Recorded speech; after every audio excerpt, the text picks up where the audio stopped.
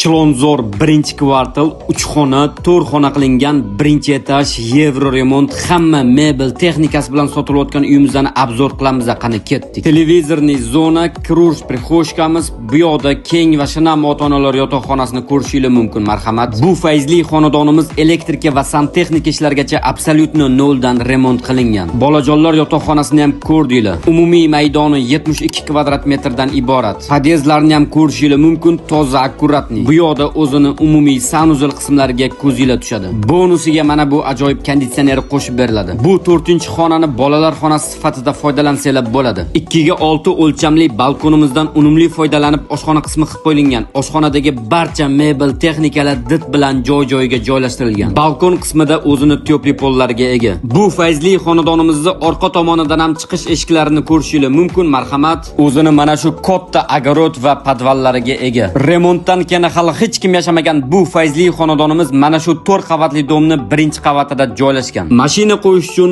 parkovkalarga ham ega. Xonadonimiz yoqqan bo'lsa, videoga like bosib, kanalimizga obuna bo'lib qo'yishni unutmanglar. Uyimiz narxini $106 ming so'rovimiz. Qo'shimcha ma'lumot olish uchun opisaniyada telefon raqamini qoldirdim.